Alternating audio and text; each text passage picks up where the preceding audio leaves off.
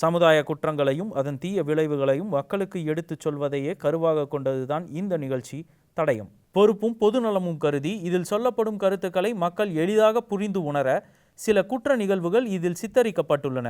இந்த நிகழ்ச்சியில் இடம்பெறும் காட்சிகளையும் வழக்குகளையும் சமுதாய குற்றங்களையும் மற்றும் தீய விளைவுகளையும் தெரிந்து கொள்ள உதவும் ஒரு விழிப்புணர்வு பாடமாக பார்க்கும்படி கேட்டுக்கொள்கிறோம்.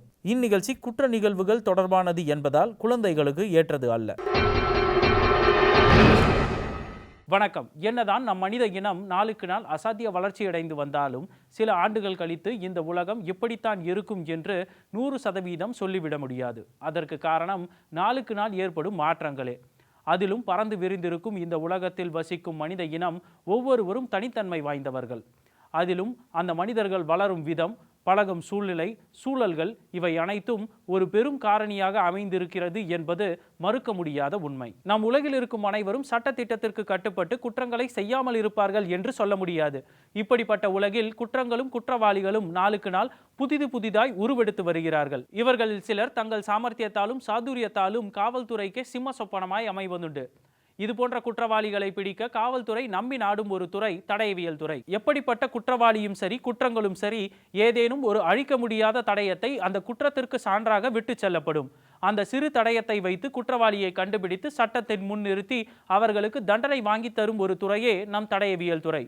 இந்த தடயவியல் துறை தங்களுக்கு வந்த சவால்களை சாதனையாய் மாற்றிய வழக்குகளை உங்கள் பார்வைக்கு கொண்டு வரும் முயற்சியே இந்த நிகழ்ச்சி தடயம். இந்த உலகத்தில் சந்தோஷம், மன நிம்மதி, உள்ளமைதி இது போன்ற உணர்வுகளை தேடி ஓடாதவர்கள் மிக மிக குறைவு என்றே சொல்லலாம். இதற்கு காரணம் நம் உலகில் வயது வித்தியாசம் இன்றி அவரவர் சக்திக்கு தகுந்தபடியான சோதனைகள், கெடுபிடிகள், தொல்லைகள், தொந்தரவுகள் போன்றவை அனைவருக்கும் இருக்கும் என்பது நிதர்சனமான உண்மை. பல சமயங்களில் இப்படிப்பட்ட சூழ்நிலைகளை சமாளித்து அந்த பிரச்சனையை விட்டு வெளியேறுவதுதான் நம்மில் பலருக்கு வாழ்க்கையாகவே ஆகிவிடுகிறது.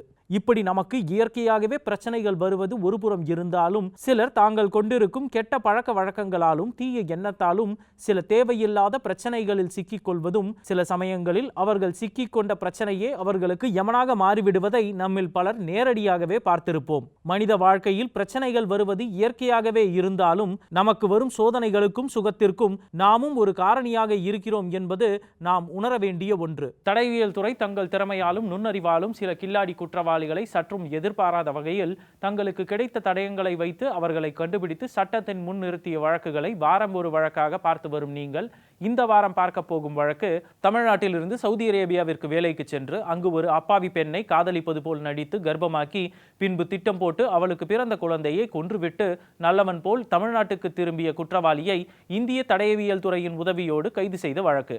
வாருங்கள் இந்த வார தடயம் என்னவென்று பார்ப்போம். கஃபீல் நம் இந்தியாவிலிருந்து சவுதிக்கு சிறு வயதிலேயே வேலைக்கு சென்று அங்கேயே செட்டில் ஆனவர். கஃபீல் தன் ஒரே மகனை மருத்துவ படிப்பிற்காய் அமெரிக்கா அனுப்பி வைத்துவிட்டு தன் மனைவியோடு சவுதியில் வாழ்ந்து வந்தார். கஃபீல் சவுதியில் வேலை பார்த்து வந்தாலும் அவருக்கு வீட்டு வேலைகள் செய்ய தெரியாது. இந்த நிலையில் கஃபீலின் மனைவி காந்தனாவிற்கு உடல் நலம் பாதிக்கப்படவே கஃபீல் அலுவலகத்திலிருந்து சீக்கிரம் வீட்டிற்கு வந்து காந்தனாவுடன் வீட்டு வேலைகளில் உதவியாயிருந்தார். இதே நிலையில் கஃபீலுக்கு ஆபீஸில் பளு அதிகமானது.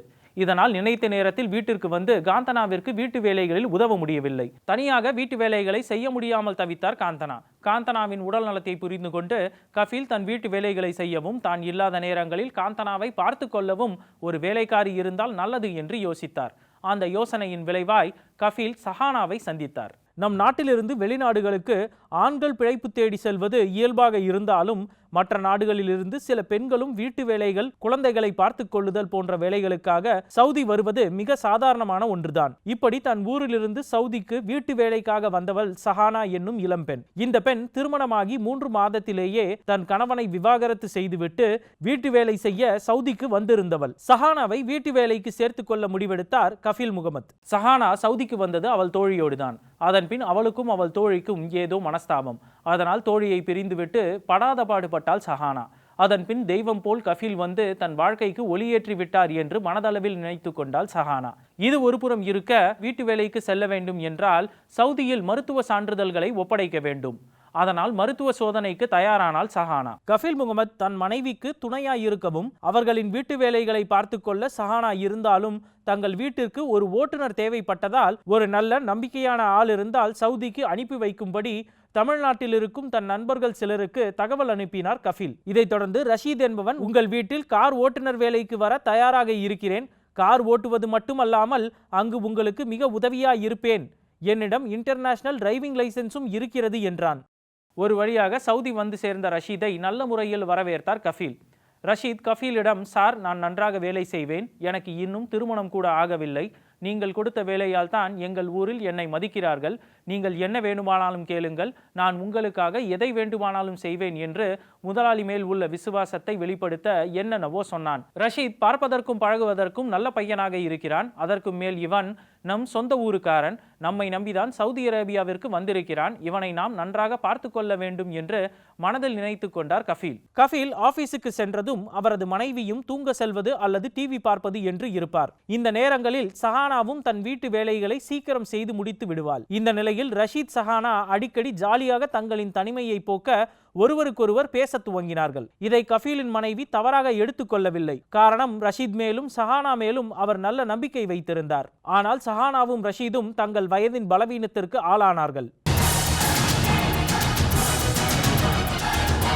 ரஷீதும் சஹானாவும் இளம் வயதினர். முதலில் நண்பர்களாக பேசிக்கொண்டாலும் காலப்போக்கில் ரஷீதும் சஹானாவும் ஒன்றாக சேர்ந்து சாப்பிடுவது, சேர்ந்து வீட்டுப் பொருட்களை வாங்கச் செல்வது, சஹானா ரஷீதுக்கு அன்பளிப்பு வாங்கி தருவது, ரஷீத் சஹானாவிற்கு அன்பளிப்பு வாங்கி தருவது என துவங்கி நாட்கள் போக போக ஒருவரையொருவர் காதலிக்க துவங்கினார்கள்.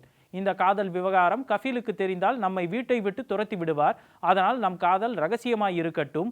நல்ல சந்தர்ப்பம் வந்தால் நானே கஃபீல் சாரிடம் சொல்லுகிறேன் என்று கூறினான் ரஷீத். சஹானா ரஷீதின் பேச்சை கேட்டுக்கொண்டாள். தனியாக இருக்கும் போதெல்லாம் சஹானாவை தன் மனைவியாக நடத்துவான் ரஷீத். ரஷீத் மேல் கொண்ட கண்மூடித்தனமான காதலால் அவனோடு உடலுறவு வைத்துக் கொள்ள சம்மதித்தாள். இதனால் தான் நினைக்கும் போதெல்லாம் சஹானாவை தனியாக கூட்டிச் செல்வான் ரஷீத். கல்யாணத்தை பற்றி சஹானா கேட்கும் போதெல்லாம், நான் ஊருக்கு செல்லும் பொழுது உன்னையும் கூட்டி செல்வேன், என்ன நடந்தாலும் சரி நீதான் என் மனைவி என்று கூறுவான் ரஷீத். ரஷீத் சஹானாவின் காதல் யாருக்கும் தெரியாமல் ரகசியமாய் தொடர்ந்து வந்தது. சஹானா சம்பாதிக்கும் பணத்தையும் தானே அனுபவிக்க வேண்டும் என்று திட்டம் போட்டான் ரஷீத். இதனால் கஃபீல் வீடு மட்டுமின்றி அவர் வீட்டு அக்கம் பக்கத்தில் இருப்பவர்கள் வீட்டிலும் ஏதேனும் வீட்டு வேலைக்கு ஆள் தேவைப்படுகிறதா என்று விசாரிக்க துவங்கினான். இந்த முயற்சியில் கஃபீல் வீடு மட்டுமின்றி மேலும் 2 வீடுகளில் சஹானாவை வேலைக்கு போகச் சொன்னான். சஹானா மற்ற வீடுகளுக்கு வேலைக்கு போனாலும் தன் வீட்டு வேலைகளை முடித்துவிட்டு தான் மற்ற வீடுகளுக்கு வேலைக்கு செல்கிறாள் என்று எந்த ஆட்சேபனையும் தெரிவிக்கவில்லை கஃபீல். இருந்தாலும் சஹானா அந்த வீடுகளில் ஏதேனும் தவறு செய்தாலோ அல்லது ஏதேனும் பிரச்சனை வந்தாலோ நான் எந்த வகையிலும் பொறுப்பாக மாட்டேன் என்று சில நிபந்தனைகளை மட்டும் சொல்லி சஹானாவை மற்ற வீட்டிற்கு வேலைக்கு போகலாம் என்று சொன்னார் கஃபீல். சஹானாவும் ரஷீத் நினைத்தது போலவே மற்ற வீடுகளுக்கு வேலைக்கு செல்வதும் அந்த பணத்தையும் தன்னிடமே தருவதை நினைத்து சந்தோஷமடைந்தான் ரஷீத். இந்த நிலையில் ஒரு நாள் ரஷீத் சஹானாவிடம் வசந்த் என்னும் தன் நண்பனை அறிமுகப்படுத்தினான். இந்த வசந்தும் ரஷீதும் பாலிய நண்பர்கள். இப்போது வசந்தும் சவுதியில் ஒரு அலுவலகத்தில் பணிபுரிந்து வந்தான். வசந்த் சஹானா ரஷீதின் உறவை கேட்டு ஆச்சரியமடைந்தான். நீ எப்படி சஹானாவை காதலிக்கிறாய் என்று கேட்க, அதற்கு ரஷீத், யார் அவளை காதலிக்கிறது, நான் சும்மா பழகி கொண்டிருக்கிறேன், அவளால் எனக்கு உடல் சுகமும் சில வீடுகளில் வேலை செய்த பணமும் கிடைக்கிறது என்றான். இதை கேட்ட வசந்த், நமக்கு இப்படி ஒரு ஏமாந்த பெண் சிக்கவில்லையே என்றான். அதற்கு ரஷீத், எதற்கு வேறு ஒரு பெண், இவளே போதும், எனக்கு எங்கள் வீட்டில் வேறு ஒரு பெண் பார்த்திருக்கிறார்கள், இனி கொஞ்சம் கொஞ்சமாக சஹானாவின் உறவை துண்டித்து விடுவேன் என்றான். தன் வீட்டில் பார்த்திருக்கும் பெண்ணை திருமணம் செய்து கொள்ளலாம் என்று திட்டம் போட்டு வைத்திருந்த ரஷீத் சஹானாவிடம், நான் இந்தியாவிற்கு சென்று பெற்றோரிடம் நம் காதலை பற்றி சொல்ல போகிறேன் என்று சொல்ல வந்த அவனுக்கு ஒரு பேரதிர்ச்சி காத்திருந்தது. சஹானா, நான் கர்ப்பமாக இருக்கிறேன், நாம் இந்தியாவிற்கு செல்ல வேண்டிய நேரம் வந்துவிட்டது, நாம் உடனடியாக இந்தியாவிற்கு சென்று திருமணம் செய்து கொள்வோம் என்றாள். இதை கேட்டு அடுத்து என்ன செய்வதென்று தெரியாமல் நின்றான் ரஷீத். தான் சற்றும் எதிர்பாராத வகையில் சஹானா கருத்தரித்திருக்கும் விஷயத்தை எப்படி சமாளிப்பது என்று தன் நண்பன் வசந்துடன் ஆலோசித்தான் ரஷீத். இதில் இருவரும் சேர்ந்து எப்படியாவது முதலில் அந்த சஹானா வயிற்றில் வளரும் கருவை கலைக்க வேண்டும் என்று முடிவெடுத்தனர். இந்தியாவிலிருந்து சவுதி அரேபியாவிற்கு சென்று செட்டிலான கஃபீலின் வீட்டில் வேலை செய்யும் சஹானாவும் ரஷீதும் காதலிப்பது, இவர்கள் இருவருக்கும் ஏற்பட்ட நெருக்கத்தால் சஹானா ஒரு கருவை சுமப்பது கஃபீலுக்கு தெரிய வந்தால் அவர் தன் சொந்த ஊருக்கு இந்த விஷயத்தை தெரிவித்து விடுவார்.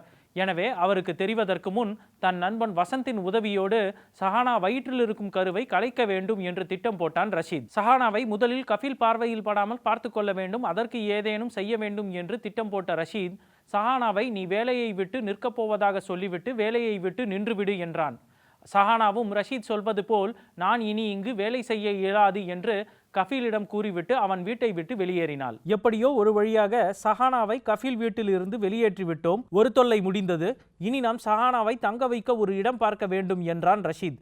அதற்கு வசந்த், எதற்கு வேறு இடம்? நான் தங்கி இருக்கும் வீட்டிலேயே இன்னொரு அறை இருக்கிறது, அதில் வேண்டுமானாலும் சஹானாவை தங்க வைக்கலாம் என்றான். எப்படியோ சஹானாவை இங்கே விட்டுவிட்டு இந்தியாவிற்கு தான் போக போகிறோம். அவள் தான் போனவுடன் நிச்சயம் எங்கேயோ இருக்கத்தான் போகிறாள். அது வசந்தின் வீடாக இருந்தால் என்ன, யார் வீடாக இருந்தால் என்ன என்று யோசித்த ரஷீத் சஹானாவை வசந்த் வீட்டில் தங்க வைக்க முடிவு செய்தான். ரஷீதின் இந்த முடிவிற்கு முதலில் மறுப்பு தெரிவித்தாள் சஹானா. அதற்கு ரஷீத், நீ நம்பிக்கையாக வசந்தின் வீட்டில் தங்கலாம், ஏனென்றால் அவன் எனக்கு சிறு வயது முதலே நண்பன். அது மட்டுமல்லாமல் நீ அங்கு இருந்தால் நான் அடிக்கடி வந்து உன்னை பார்த்து கொள்வேன் என்று கூறினான். இப்படி ரஷீத் மிகவும் வற்புறுத்தி சொல்வதாலும் கஃபீல் வீட்டில் வேலை இல்லாத நிலையில் தங்க வேறு இடமும் இல்லாத நிலையில் வேறு வழி இல்லாமல் ரஷீத் சொல்வது போல் வசந்த் வீட்டில் தங்க சம்மதித்தாள் சஹானா.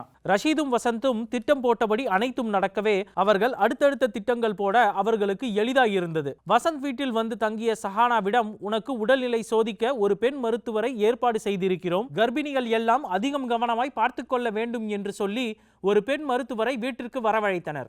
இதனால் சஹானா ரஷீத் தன்மேல் வைத்திருக்கும் அன்பை நினைத்து மகிழ்ந்தாள். ரஷீத் பெண் மருத்துவரை வீட்டிற்கு வரவழைத்தது தன்மேல் உள்ள காதலால் என்று நினைத்திருந்தாள் சஹானா.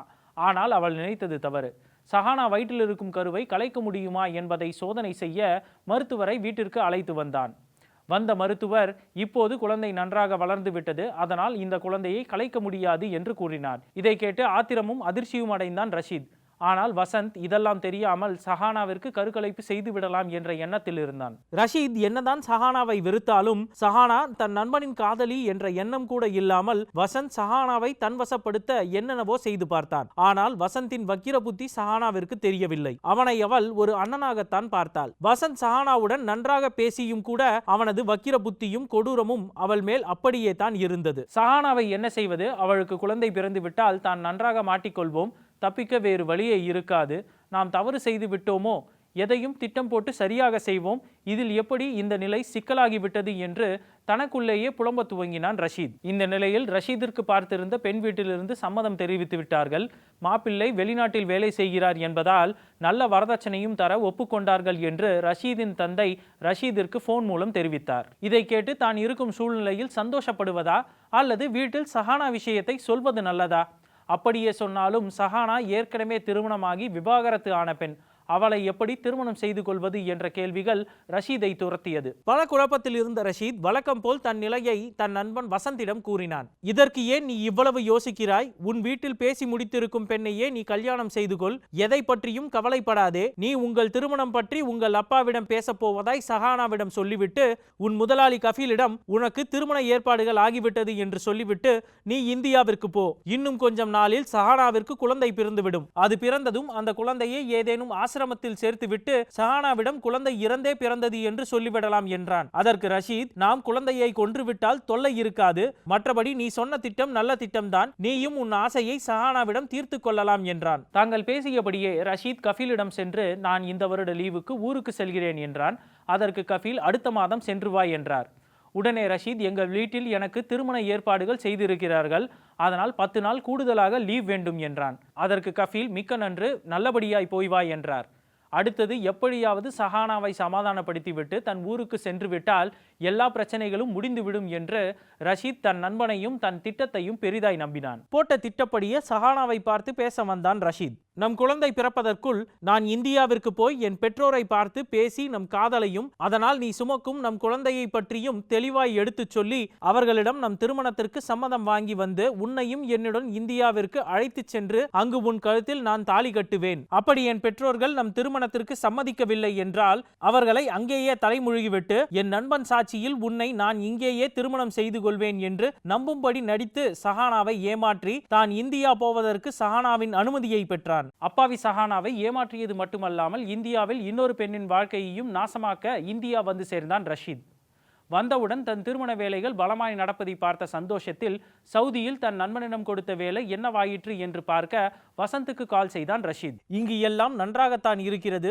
இன்னும் 1 அல்லது 2 நாட்களில் சஹானாவிற்கு குழந்தை பிறந்துவிடும். பிரசவம் பார்க்க ஒரு ஆள் பார்த்து வைத்திருக்கிறேன். நாளையோ நாளை மறுநாளோ உன் தொல்லைகள் எல்லாம் முடிய போகிறது என்று ரஷீதிற்கு சந்தோஷமும் நிம்மதியையும் தந்தான் வசந்த். சஹானாவிற்கு பிரசவம் நடந்து குழந்தை பிறந்தவுடன் எந்தவித இரக்கமும் இன்றி குழந்தையின் மேல் தன் திட்டத்தை நிறைவேற்றினான் வசந்த். எந்தவித தடயமும் இன்றி குழந்தையின் சடலத்தை குப்பை தொட்டியில் போட்டுவிட்டு அதை தன் நண்பனுக்கு போனில் சொல்லிவிட்டு சென்று விட்டான். எல்லாம் நினைத்தது போல் முடிந்து விட்டது என்று நிம்மதியாயிருந்த ரஷீதிற்கும் வசந்திற்கும் கெட்ட காலத்தை துவங்கி வைத்தான் குப்பை தொட்டியை சுத்தம் செய்பவன். நம்மூர் போல் சவுதி இல்லை. 5 அல்லது 6 வீட்டிற்கு ஒரு குப்பை தொட்டி இருக்கும். அந்த குழந்தை இருந்த குப்பை தொட்டி எந்த வீட்டிற்கு சொந்தமானதோ அந்த வீட்டில் இருப்பவர்கள் விசாரணைக்கு அழைக்கப்பட்டனர். ஆனால் குற்றவாளி சிக்காமல் போகவே இந்த வழக்கு தடயவியல் துறையிடம் ஒப்படைக்கப்பட்டது. தங்கள் தடய வேட்டையை கிடைத்த குழந்தையின் உடலிலிருந்து துவங்கியது. அந்த குழந்தையின் பிரேதத்தை பரிசோதித்த பின் அந்த குழந்தை பிறக்கும் போது உயிரோடு தான் இருந்திருக்கிறது. அதன் பின் தான் இந்த குழந்தையை யாரோ கொலை செய்திருக்கிறார்கள் என்பது தெரிய வந்தது. இந்த குழந்தையின் டிஎன்ஏவை எடுத்து வருடா வருடம் பிசிக்கல் டெஸ்ட் செய்யும் அனைத்து ஆஸ்பத்திரிகளுக்கும் அனுப்பி இது ஏதேனும் டிஎன்ஏவுடன் ஒத்துப்போகிறதா என்று தன் தடய வேட்டையை துவங்கியது. இந்த தேடுதலின் பலனாய் இந்த குழந்தை ரஷீத் சஹானா என்பவர்களின் டிஎன்ஏவோடு பொருந்துகிறது. இந்த இருவரும் கஃபீல் என்பவரின் வீட்டில் வேலைக்கு சேர்வதற்காக பிசிக்கல் டெஸ்ட் எடுக்கப்பட்டிருப்பதை உறுதி செய்தது. இதைத் தொடர்ந்து கஃபீலும் அவரது மனைவியும் விசாரிக்கப்பட்டனர். இந்த விசாரணையில் ரஷீத் இந்தியாவிற்கு சென்றிருப்பது தெரிய வரவே இந்திய தடயவியல் துறையின் உதவி நாடப்பட்டது. இவர்கள் தேடும் ரஷீத் தமிழகத்தில் இருக்கிறான். இந்திய காவல்துறையும் தடயவியல் துறையும் ரஷீதை விசாரித்தது. HLA ஹியூமன் லீக்கோசைட் ஆன்டிஜன் இதிலிருந்து வெள்ளை அணுக்கள் ஒயிட் கார்பசல்ஸில் குரூப் கண்டுபிடிப்போம். இதில் 900 மில்லியன் குரூப் கண்டுபிடிக்கலாம். அந்த காலத்தில் HLAயில் கண்டுபிடிக்கும் போது கண்டுபிடிச்சிடலாம் குழந்தை யாருக்கு பிறந்தது அப்படின்னு சொல்லி. ஆனால் இப்போ டிஎன்ஏல 100% அறுதிட்டு இந்த குழந்தை யாருக்கு பிறந்தது அப்படின்னு கண்டுபிடிச்சிடலாம். இந்த விசாரணையில் ரஷீத் தான் அப்பாவி என்று முதலில் சொன்னாலும் ரஷீத் சற்றும் எதிர்பாராத வண்ணம் தன் நண்பன் வசந்த் குழந்தையை கொன்று குப்பை தொட்டியில் போட்ட குப்பை தொட்டி இருந்த இடமும் உனக்கு சவுதியில் இருந்து கால் செய்த இடமும் ஒன்றாக இருக்கிறது, அது எப்படி என்றெல்லாம் தடயவியல் துறையின் கேள்விக்கு மிரண்டு நான் சஹானா என்ற பெண்ணை சவுதியில் காதலிப்பது போல் ஏமாற்றி அவளை கருவுறச் செய்தேன். அதன் பின் இப்போது வேறு ஒரு பெண்ணை திருமணம் செய்ய அந்த குழந்தை இருந்தால் அது நமக்கு தொல்லையாக இருக்கும் என்பதால் அந்த குழந்தை பிறந்தவுடன் அதை கொலை செய்யும்படி என் நண்பன் வசந்திடம் சொல்லிவிட்டு நானும் ஒன்றும் தெரியாதது போல் இந்தியாவிற்கு வந்துவிட்டேன். வசந்தும் நான் சொன்ன எல்லாவற்றையும் முடித்து விட்டான். ஆனால் நான் சற்றும் எதிர்பாராத வண்ணம் இன்று எனக்கு பிறந்த குழந்தையின் டிஎன்ஏவே என்னை பிடிக்க தடயமாகிவிட்டது என்றான். இதைத் தொடர்ந்து ரஷீதின் போன் கால்ஸ் ரெக்கார்டிலிருந்து அவன் அடிக்கடி வசந்திடம் போனில் பேசியதை ஆதாரமாய் வைத்து வசந்த் விசாரணைக்கு அழைக்கப்பட்டான். இந்த விசாரணையில் அவன்தான் குழந்தையை கொன்றான் என்பதை ஒத்துக்கொண்டான். அது மட்டுமல்லாமல் சஹானாவை ஒரு ரகசிய அறையில் அடைத்து வைத்துள்ளான் என்பது தெரிய வந்து சஹானா மீட்கப்பட்டாள். ரஷீத் கைது செய்யப்பட்டது தமிழ்நாட்டில் என்றாலும் இந்த வழக்கு சவுதியில் துவங்கப்பட்டதால் ரஷீத் சவுதி போலீசிடம் ஒப்படைக்கப்பட்டான். சஹானாவின் குழந்தையை கொலை செய்த குற்றத்திற்காக வசந்திற்கும் இந்த குற்றங்களுக்கு திட்டம் போட்டு கொடுத்து சஹானாவை காதலிப்பது போல் ஏமாற்றிய குற்றத்திற்காக ரஷீதிற்கும் ஆளுக்கு 3 ஆயுள் தண்டனைகள் விதிக்கப்பட்டது. இப்போது வசந்தும் ரஷீதும் சவுதி சிறையில் அடைக்கப்பட்டிருக்கிறார்கள். நாம் மற்றவர்களை ஏமாற்றுவதற்கு ஒரு முக்கிய காரணம் நம்மால் ஏமாற்றப்படுபவர்கள் நம்மேல் வைத்திருக்கும் நம்பிக்கைதானே தவிர நம்முடைய சாமர்த்தியம் இல்லை. என்னதான் திட்டம் போட்டு ஒரு குற்றத்தை செய்தாலும் அந்த குற்றமே நம்மை காட்டி கொடுத்து விடும் என்பதற்கு இந்த வார வழக்கும் ஒரு உதாரணம். அடுத்த வாரம் வேறொரு வழக்குடன் உங்கள் நியூஸ் 7 தமிழில் உங்களை சந்திக்கிறேன். நன்றி, வணக்கம்.